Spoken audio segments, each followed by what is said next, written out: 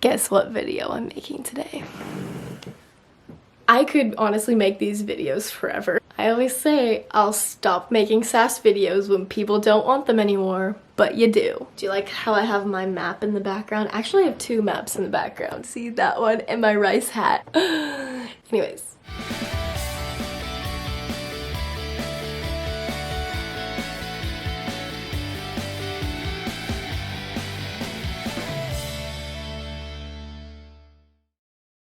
Yeah, I'm kind of running out of sass merchandise to wear, kind of. Maybe I'll do the entire voyage of story times, who knows? Hello and welcome back to my channel. I'm Nina, and if you're new here, welcome. I am so glad to have you. For those of you who haven't followed along before, I went on semester at sea in the fall of 2018 and I made a lot of videos about it, and this is just kind of my way of sharing some fun stories. This is the second video in this series, so if you want to go watch, I made a part 1 right here, or actually it might be here, I don't know. But go ahead and watch that, and if you want to watch all of my vlogs from semester at sea, you can also watch that. I made a playlist of all of them, so you can go watch those as well. So I decided for this video I would just kind of talk about the first week on the ship, getting on the ship, and all the craziness that happens, because I think it might be kind of one of the strangest weeks on the ship because you don't know anybody and everyone is trying to find their place, I would say, and their friends, and it's nerve-wracking but super exciting, and I just want to share what it was like for me to navigate that process. I was so nervous, and this was the one thing that I was super scared about, was having to make friends on the ship, because I'm an introvert and not very good at making friends quickly. I was super nervous about it, but my mindset was just kind of let it all happen, just keeping a very positive mindset. Let's see, so on embarkation day, I was super excited but super nervous, and I have a video of me walking on the ship. I had my GoPro in my hand and I'm literally wide eyes, oh my god, this is happening. Of course, the first 30 seconds of being on the ship, I totally embarrassed myself because I was just I was having an out-of-body experience. But I get to the end of the hallway and they were directing people to the next room to finish your registration and turn in all your forms, I don't know, pick up stuff, and it's in the big room, the Kaisersaal. Well, now it's called something else, but it's always gonna be the Kaisersaal. But they're to the right, and I thought they meant down the other hallway, so I did a U-turn type of thing and started walking, mind you, with my giant backpack, my guitar, and this crowd of people just kind of surrounded me, and I didn't know if I was going the right way. So I think the best way to share these stories is by reading the journal that I took on SAS. It's so funny, I'm so cliche. I bought a map journal. So basically I'm walking with this group of people. One guy saw my guitar in the group and was like, is that classical or an acoustic guitar? And I said acoustic, and he was like, I have mine too, we should totally collab. And at this point I was like, oh my god, somebody's talking to me. I didn't know how to act.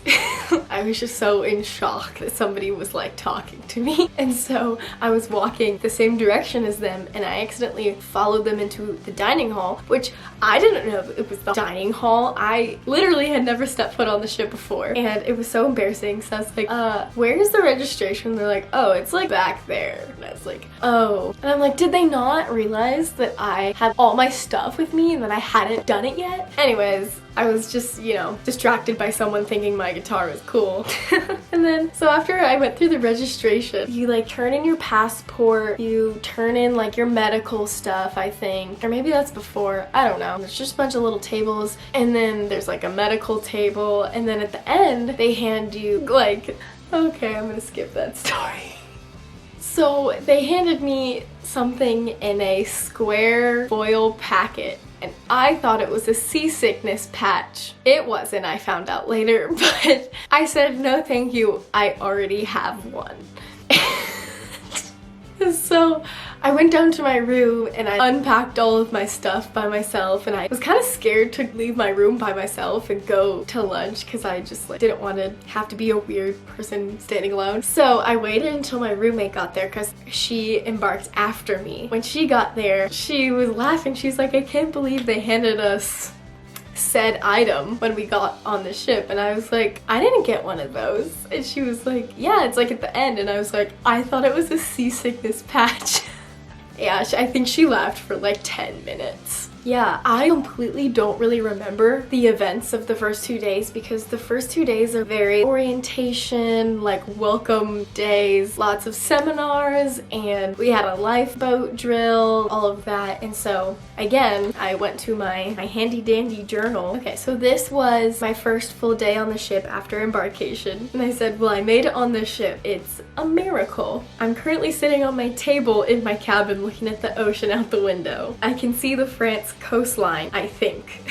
I said, we're gonna go get dinner soon. It's going well so far. I just have to keep reminding myself that it's only day 2. The ship is beautiful and I have hope. I just kept having to remind myself, it's only day 2. I don't have to have my group of friends yet. It's gonna be fine. And I spent a lot of time alone in those first couple days. I woke up really early to go to the dining hall because I'm just like an early riser during school. So I got there at 7 a.m. right when breakfast started. I said I sat alone, and then one of our friends, now friends, came up and sat at the table, and I was like, I think he felt bad for me, but I was perfectly happy sitting alone. I'm alone right now, actually. I had gone up and sat in the top level of the Kaiser Saal, and I was just obviously journaling. I was kind of seasick the first day, so I took a 2-hour nap. And if you guys want to see this in real time, you can go look at my life at sea or like embarkation vlog and the first week on the ship vlog. I think it has a pretty accurate representation of what was happening. It's kind of funny, I was talking about how I was wearing Converse because they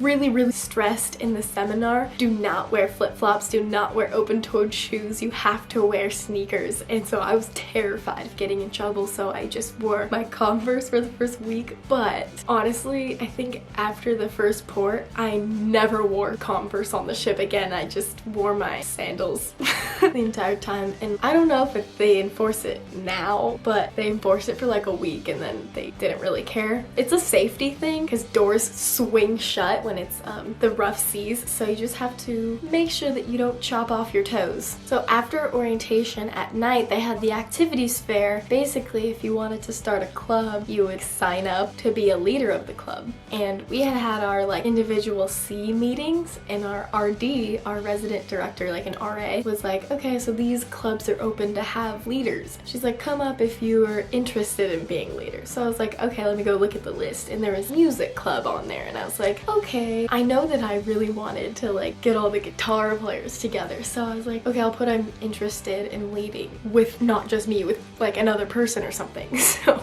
oh my god. I put my name down earlier, and then that night they're like getting all the categories together, and each leader had to go up on the stage in front of 450 people and give like a 30-second, 60-second spiel on the club that they were leading. And I had no idea.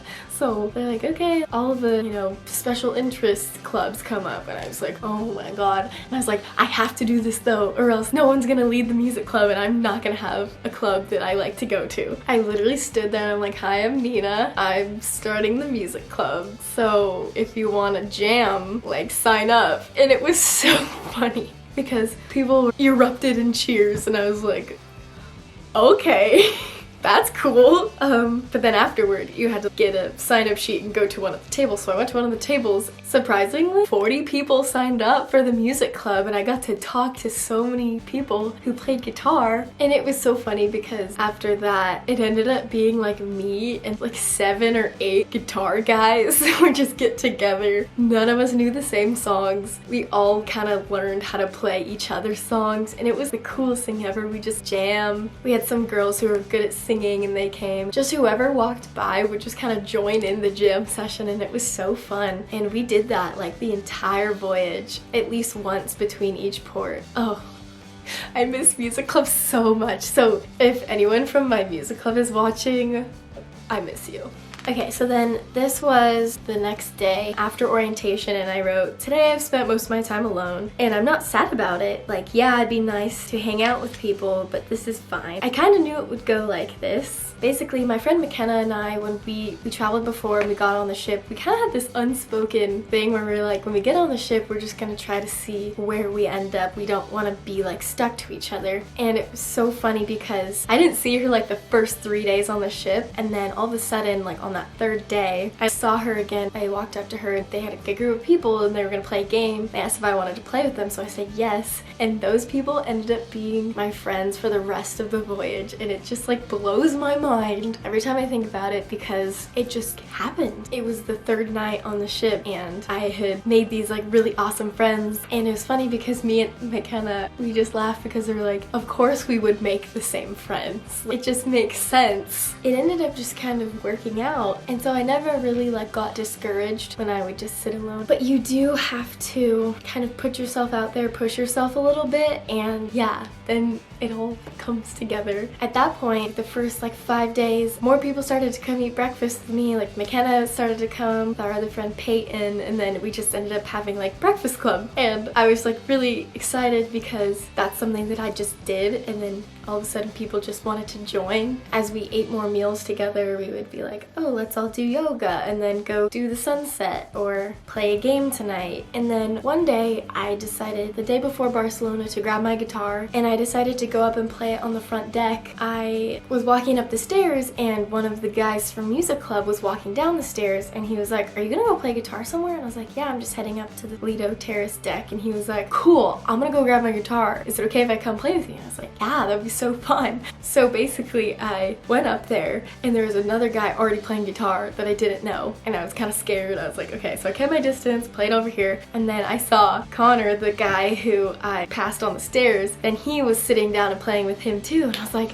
ugh. And I was like, I could go back to my room, or I could go walk over there and ask if I can play with them. So I was like, okay, you can do it. So I walked over there and I was like, hey, can I play with you guys? And Connor was like, yeah, I came up looking for you and I found him.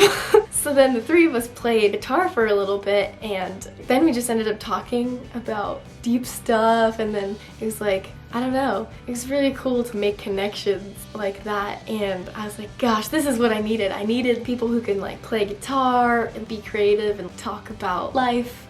And so that was really cool just within the first week to have all of that happen. It definitely pushed me way outside my comfort zone for sure, but in the end it was so worth it. When we got to Spain, I didn't really plan anything. The first 2 days our friends from USD were there in Barcelona with us, so we met up with them, but we also invited some of our friends to come with us that night to dinner and to go out. They ended up being our best friends still to this day from the voyage. When we got to Valencia, all those people that I met on the game night had ended up signing up for the same tour as us to go to the waterfall hike.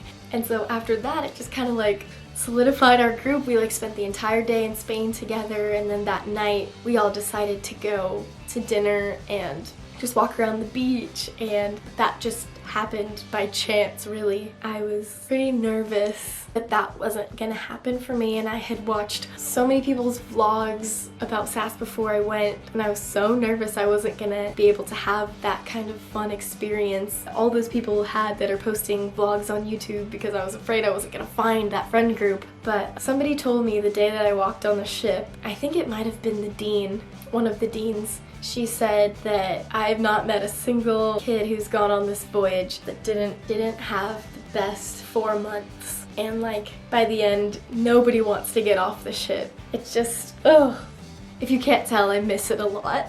Especially like reading this, and I'm like grateful that you guys like to hear these stories because I just love sharing the experience. That was basically just my first week. This video is getting kind of long. So if you want to see more parts of this series, give this video a thumbs up and subscribe. That would really help me out. Comment down below what other videos you would like to see. And if you guys can't tell, I got a new camera and I'm so excited about it. I'm really trying to level up my channel Well, if you couldn't already tell, I'm working really hard to keep making videos every week, and I'm now on an uploading schedule that is Mondays and Thursdays around 5 to 6 p.m. But thank you for watching. You can follow me on Instagram here.